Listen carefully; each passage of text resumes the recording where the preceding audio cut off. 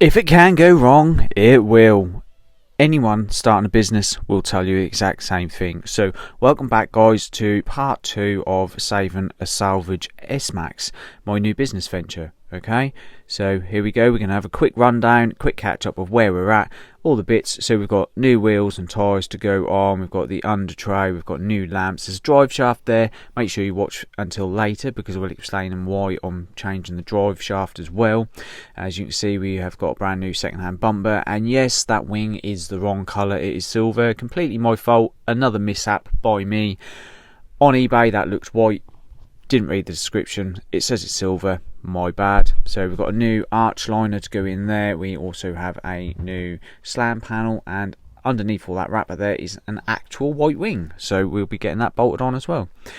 I also noticed this as well, the camber of that wheel is miles out. That tilts far too much in at the top there, so we're going to have a look at that again, something that I should have probably spotted earlier on when I assessed the damage initially, but I haven't.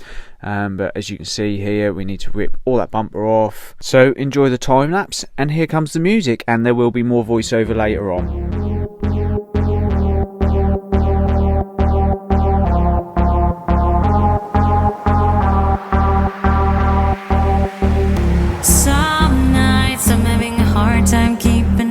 Above the water, cold breath, I cannot stand up, too much weight on my shoulders.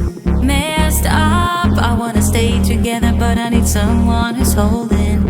And oh, I have someone who's holding when you call in. Like magic, you're lifting. So now we have the bumper off, we can have a good look underneath, and we can see the white slam panel there, which basically is the mount for the headlights and various other bits and pieces, the top rad mounts, and yeah, we can see where all the other damage is.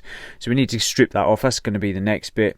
That's not a great idea though, I did notice that. Why would you bolt an ECU to a washer bottle and then put it in the wheel arch? That's not a great idea. I'm lucky, very lucky there, that that's not damaged.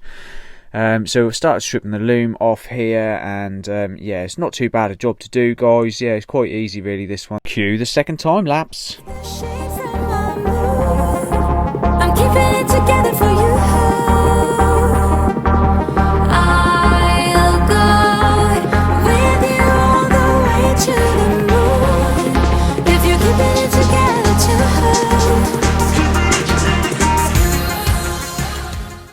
And there we have it. That is the slam panel removed. A little bit fiddly trying to get that sort of air intake pipe out there, and just getting the harness off, not too bad.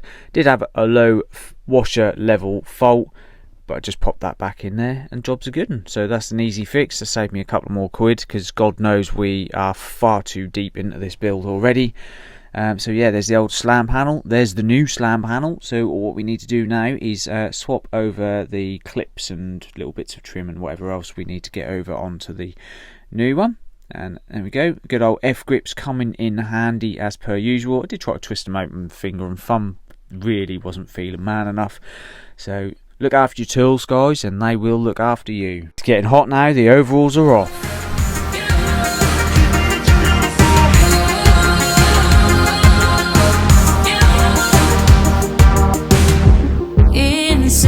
Sometimes it feels like I'm just dancing on the border. Tethered, without you I would be lost around the corners. Steady, but only as long as I get you there to hold me. And I got you there to hold me. Never stop calling like magic. You're lifting off the shade from my mood. I'm keeping it together for you.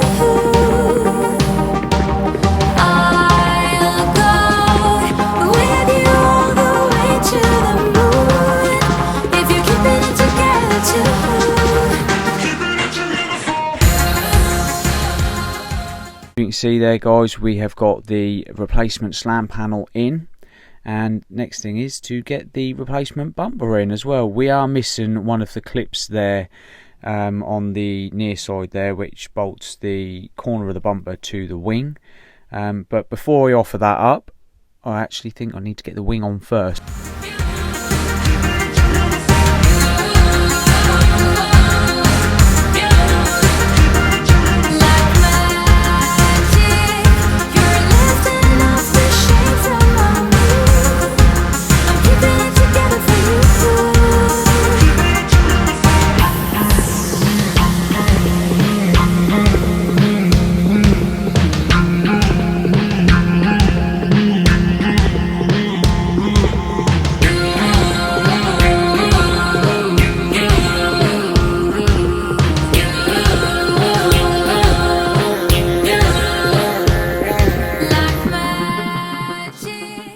I know it's damaged, but even them alleys, the aftermarket ones, are just poor. They're not good.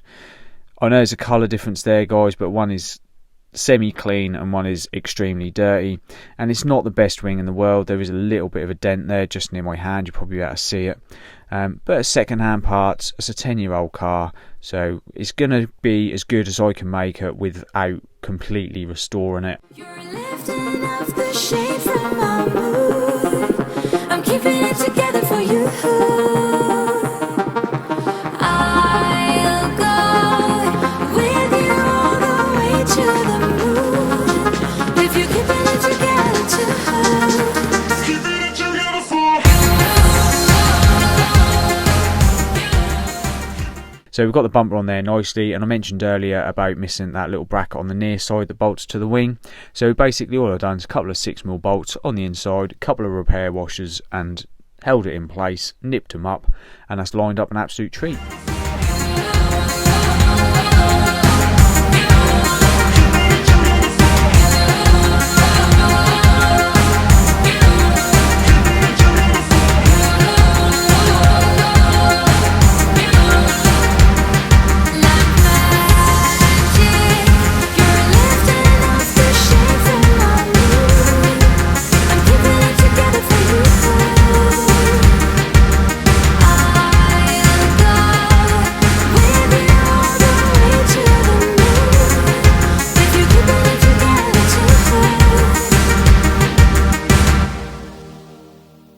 And what an absolute difference that makes, having that bumper in, the headlight on and the wing on. That's actually looking like a usable, respectable car that I might be able to make some money out of. And guys, do keep following me, and make sure you stay tuned and subscribe and like and follow and whatever else you've got to do, because there will be a massive breakdown at the end of this, and I will tell everybody how much I've spent, how much I've broken, how much of extra I've had to lay out, and whether I make any profit or not. But there we go. Look at that. Looking so much better. Ignore the wheel. We're now going to get on and get them changed. But yeah, I'm happy with that. It's looking good. Looking good so far. Actually looking like a usable car again. So yeah, I love that. That's the part of the job I really like. Once we've done the worst of the damage and we can see the light at the end of the tunnel. I mean, look. Looking at that. Would you know that that's been in a crash? Don't think you would you? So we've got the bonnet on there. I'm just looking at these shut lines, massively uneven. So what we're going to do is just going to lift that up, slacken the bolts off. I'm just going to wedge it over ever so slightly to the near side just to close them gaps up, and away we go. Look at that, clouds in the windscreen, sun shining. What a treat. Good wash, nice shiny wheels. Did you notice that on the near side there? Yeah, looking better, isn't it? So we'll put some original alleys back on that, because I'm trying to find one of them aftermarket alleys. I think they're Fox VR ones. You can't find one anywhere. Or the only one I could find was brand new, and that's 150 quid. Whereas I bought these set of wheels and tyres, all good tread, for 200 quid. No brainer, innit, guys? Right, so if you can spot what's wrong here, big thumbs up to you. Problem is, which I'm now going to tell you, is I manhandled that drive shaft a little bit too much, and I've popped it out when putting it on. Again, my fault, my mistake, rushing around when I was trying to do the clutch and flywheel on my back. It's not easy. And then, because I damaged the splines on the hub where I smashed the drive shaft out with a big bar, I've then tried to pull the drive shaft back in using the bolt, and I've sheared it off. Completely my fault. So what we're going to do on here, guys, is we're going to drop the bottom arm off of the subframe. I just find this easier. The ball joints don't want to split. I don't want to ruin them in the process. And yeah, so it's a matter of 3 bolts, and the bottom arm is dropped from the subframe. So I got in there with my file, filed up the splines on the hub. New drive shaft, slid in by hand all the way to the end. New bolt in there, everyone's a winner. Jacked it up nice and high on the offside, so I didn't lose any oil out of the gearbox either, so that was a bonus. And here we go, we're just going to pop the arch liner in there, get that one back in. This one wasn't damaged, so that's not been replaced, obviously. And look at that, looks so much better going back to the genuine alleys as well. And like I said, absolute bargain. 200 quid, full set of tyres, pretty good condition. All the tyres very good condition, and way better than them old things. Right, so now we're going to move on to finishing the service. If you remember from part 1, I've already done the fuel filter, because in my ignorance I thought I had a fuel issue fault when I didn't. I had a mechanical fault, the vibration on the engine. And ignore the oil filter wrench. Actually, some people did think that was an oil filter wrench. It was just a joke, guys. That's been packaged up or printed wrong. It's not for oil filters, it is a wiper arm puller, so please don't make that mistake. Good old Ford buried the oil filter underneath this sort of plastic plenum intake manifold, whatever you want to call it. To be honest, it did take me about 5 minutes to find it. I wasn't going to Google it. I'm not that kind of mechanic. I don't like Googling things unless I have to. The only thing I normally Google is OBD socket locations occasionally. But yeah, so we're going to go ahead, 21mm spanner there. We're just going to drop the sump bung and drop the oil out any second, guys, and you will see it rain, black rain. And when I say black rain, that oil has not been changed in some time. So definitely doing the right thing there for whoever buys this car. It's going to have a nice fresh oil change, nice change of oil filter. As you can see, like I said, guys, that oil is black, just not good. So while that's draining out, we're going to get back up top and we're going to have a look at getting this oil filter changed. So again, thanks Ford for burying it. Didn't really have to do that. I'm sure there's a special tool for this. I don't have it, and I've got a bit of a lack of tools today because I did actually leave most of them at work in my toolbox. So as you can see underneath there, two things here. I'm using my phone to be clever and trying to find out where the last bolt was. And second of all, I'm showing you guys where the last bolt is. So yes, we're going to undo all these bolts around here. You're going to remove all of this plastic bit at the bottom there. We're going to leave the top bit alone. We don't need to move that. As you can see, drop that middle piece out and we can get to the oil filter there. And yeah, there you go. That is what it is. Kind of more of a mountain bracket than anything. That's just about finished dripping, so we're going to get the sump bung back in there, of course, with a new copper washer as well, guys. If we're going to do it right, aren't we? We don't want this to leak. I'm selling it. It's got to be done right. I want the job done properly myself, so I'm actually using a socket match at this time. Just holds on the old sump bung a little bit better. It's a little bit worn, if I'm honest. The 21mm spanner did it justice, but yeah, it was just a little bit loose, so I don't want to make it any worse. As you can see, really nasty, not been changed definitely in at least a year. I've got no service record with this car at all, so it's got to be done. It's got to be right for whoever's going to buy it. You know, I don't want any comebacks. I want to do the job right, and I want someone to have a car that they can use and enjoy and not cause them too many headaches. So now comes the next bit. We're going to get the golden nectar poured back into the engine, and away we go. This isn't the most expensive oil on the market, but it's not the cheapest either. And let's face it, look at the difference in colour there. So whatever it is going to be an improvement to what it had in there. And also, I can then stamp that book knowing that I've done the job right.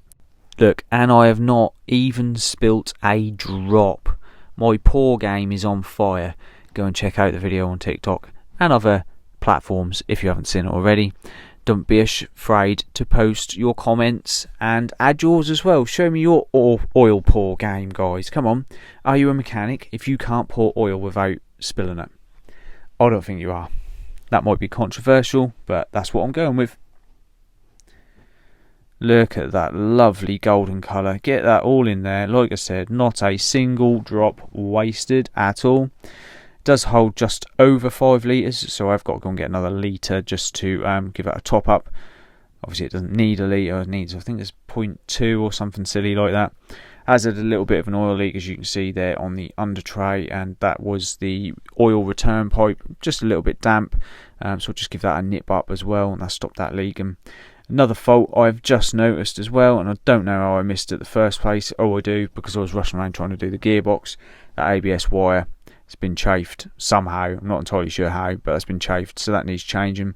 And we got to see the bend in the strut as well. So on this build, I do need to try and claw back some money, and one of the ways I'm going to do that is by listing these wheels that I've just taken off on Facebook and just seeing if I can get some money back on them. One of them is damaged and unusable. Other 3 are fine, and we have 2 very good tyres, 1 unusable tyre and 1 okay tyre to use as a spare or get you out of a muddle.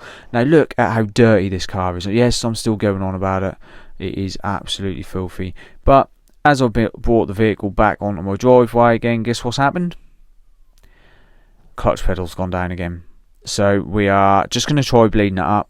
Just wonder if that's dislodged a bit of air somewhere in the master cylinder potentially. So we're going to bleed it up and see what happens. And unfortunately, guys, it's not having any of it. I've tried pressure bleeding it from the reservoir back to the slave cylinder, and I've got oil coming through nicely, no air bubbles. So I thought I'd just give it a push the other way just to make sure, and as we can see there, the oil's coming through lovely. So unfortunately the brand new master cylinder I've fitted has failed.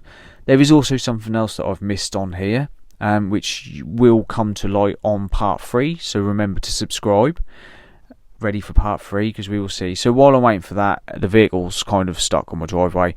I'm just going to get out and start giving it a bit of a clean, because that is a mission in its own right. So we're going to just start by giving it a very good once over on the outside, get as much off as possible. Then I can go across the vehicle and identify all the dents, stone chips, defects in the paint and stuff like that as well. So I'm going to do as much smart repair on this as possible.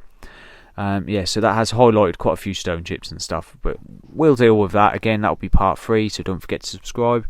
So while we're here, we're going to get inside and give a bit of a valet. And look, I've hoovered them seats, and look how dirty they are still. It's minging, honestly. This is the most disgusting car I've ever seen. It's absolutely horrendous. It took me about an hour and a half to do 2 footwells with the hoover. I'm not even joking, and they still need going over again. So, because I want to go belts and braces with this car as much as possible, and to me it's the little things that matter as much as the big things. Yes, I've done the flywheel and the clutch, a massive money saver for anyone who buys this. I'm also going to buy the service book for it as well, so we can start getting some fresh stamps in there and give this vehicle a good record that has been well looked after for the new owner, and that they can continue to do so moving forward with the vehicle. Right, so we're coming to the end of part 2 now, guys. If you've watched this far, genuinely I really appreciate you and your support. If you don't already, please subscribe to my YouTube. Please get over to my TikTok and my Facebook and my Instagram and give us a follow on there as well, because I do some other silly little videos and I do some how-tos and bits and pieces, so please give us a look. And yes, we will be coming back in part 3 to look at this master cylinder yet again. So yeah, we need to get down there and sort that out.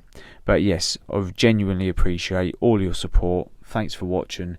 Big love, guys. Stay safe and come back for part 3.